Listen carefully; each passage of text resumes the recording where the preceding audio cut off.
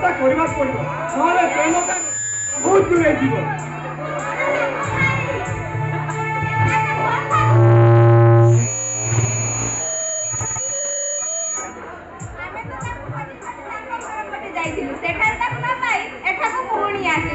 कौन है जे तुम समस्त ताको एते खोजुछ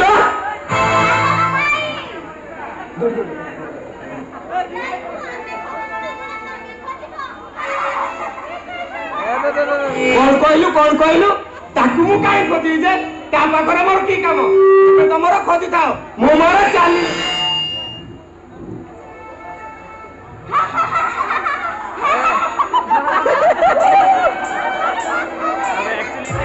हसवा कथा बुझले कि नै कोटलो कि नै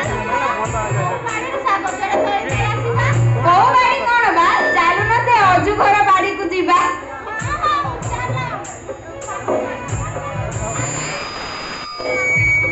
सागो तोड़ी काठो हाणी माटी ताड़ी काम धाम न कोले आमरा उपाय कोन अछि जे को सुख हम सफर रे लेखा अछि जे ही कोई सांगो मु हत भागिनी कथा देखुनु पाठती आसार पढिरा ओलटी कोन की शीघ्र मार बाहागर करिवे बोली घरे दोसर चर्चा चालू छोड़ तांग तू ठीक कहिछु एटा गटे ना रोग भरी समस्त मुंडरे कारिला आमे तांकर कोन अनिष्ट करिछु के जानी हाथ बुद्धि हाथ पड़ी करी आमे मरण रे विष बनुछन आम कई सब कुटु पुरा दे पानी करू टुकुरा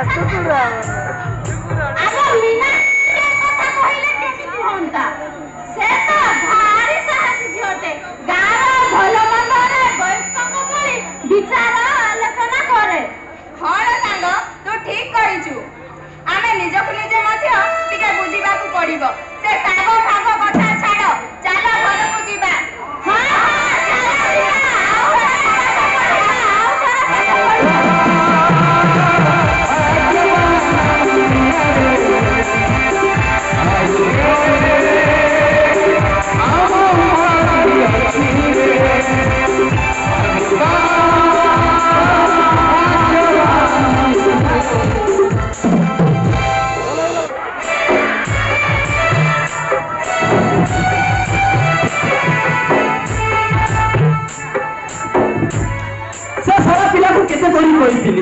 बेले आसी बड़द नाई गोठरे छाड़ मोर टिके एक दुई सारी फेरला बेले डेरी हेबो मो कथा कौन से शुणिला ओहो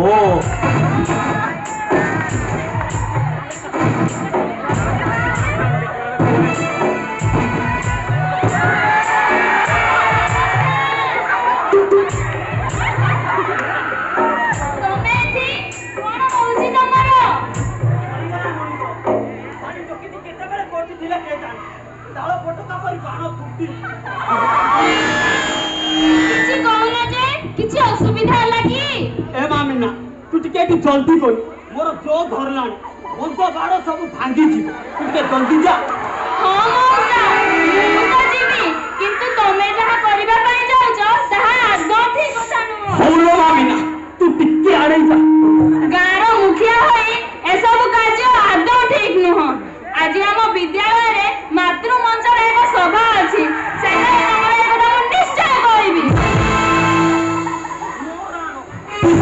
जमा कौन मु जाए से सोला राघवटा गोला को तारी चकु मोर ओहो आउ को खोला मेला जगह अछि जे मु जाए काम सारी हो से बारी पटे हेबो परा देखिबा मामिना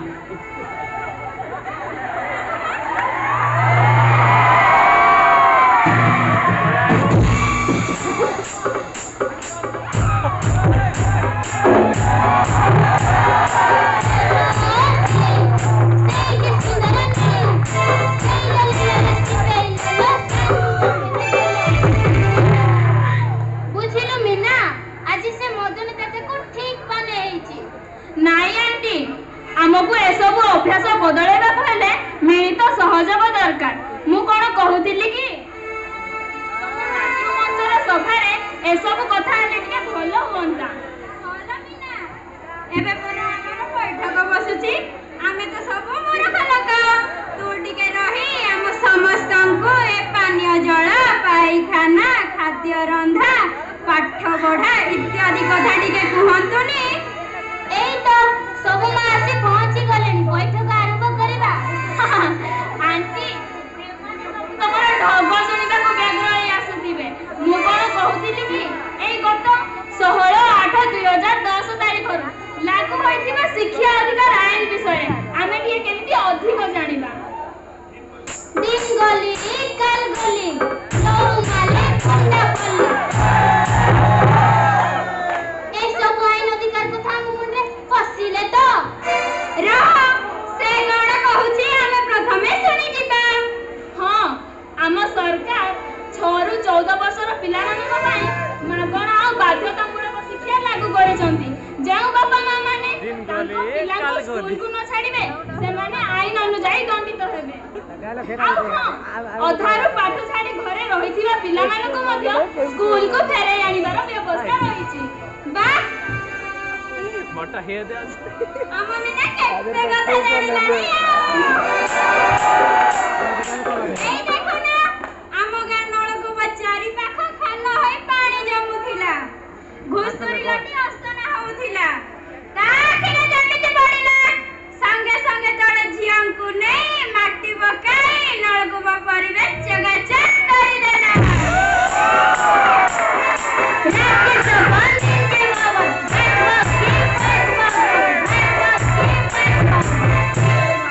ଆମ ମିନା କଣ କୋଉଠି ଧୀରେ ବସି ରହୁଛି? କିଛି ନା କିଛି କାମରେ ତ ଲାଗି ଥାଉଛି। ନାଇଁ ଆଣ୍ଟି, ସେ କଥା ନୁହେଁ ଯେ ମତେ ଏସବୁ କାମ କରିବାକୁ ଭାରି ଭଲ ଲାଗେ। ମୁଁ ତ ଶପଥ ନେଇଛି ଆମ ସମାଜରେ କୌଣସି ବି ଝିଅ ଅପାଠ ହୋଇ କିମ୍ବା ଅଧା ପାଠ ଛାଡ଼ି ଘରେ ରହିବେ ନାହିଁ। ସେଥିପାଇଁ ମତେ ଯେତେ କଷ୍ଟ କରିବା ପାଇଁ ପଡ଼ିଲେ ମଧ୍ୟ ମୁଁ କରିବି। କେବଳ ତମମାନଙ୍କର ସହଯୋଗଟିଏ ଦରକାର।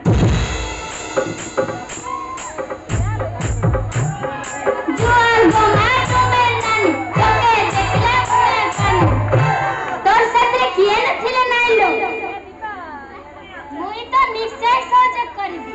ଆଣ୍ଟି କେତେ ଘରେ ପାଇଖାନା ଅଛି, ତାକୁ କେତେ ଜଣ ବ୍ୟବହାର କରୁଛନ୍ତି, ତାର ଗୋଟିଏ ତାଲିକା ପ୍ରସ୍ତୁତ କରିବା। ଦିନେ ସେ କେବେଠାରୁ 6ରୁ 16 ବର୍ଷର ପିଲାମାନଙ୍କର ଏକ ତାଲିକା ଆଣିବା। ଏସବୁ ନେଇ ଆମେ କଣ କରିବା? କଥା କଣ କି ଆଣ୍ଟି, ଆମ ଗାଁର ଏଇ ଲତି, ଶାନ୍ତି, ଅମ୍ବିକା ଭଳି ଗାଁର କେତେ ଝିଅ ପାଠ ନ ପଢି ଘରେ ରହୁଛନ୍ତି। ସେମାନଙ୍କୁ ଦେଖିଲେ ନା ମତେ ଭାରି କଷ୍ଟ ଲାଗେ। ହେଲେ ଆମେ କଣ କରିବୁ ଯେ? ପ୍ରଥମ କାମ ହେଲା, କିଏ ସ୍କୁଲ ଯାଉନି, ଅଧାରୁ ପାଠ ଛାଡ଼ି ଘରେ ରହୁଛି, ତାକୁ ବୁଝାଇ ସ୍କୁଲ ଆଣିବା। ତାହେଲେ ଦ୍ୱିତୀୟରେ ଘରେ ପାଇଖାନାଟିଏ ତିଆରି କରି ବ୍ୟବହାର କରିବାକୁ ଗାଁରେ ଘରେ ଘରେ ଯାଇ ବୁଝାଇବା।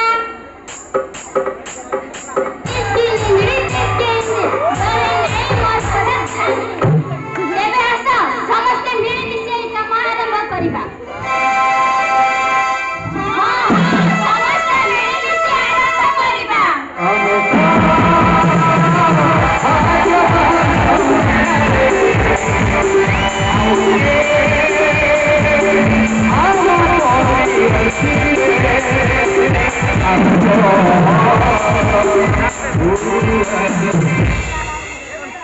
ତୁ ଏଠି କଣ କରୁଛୁ?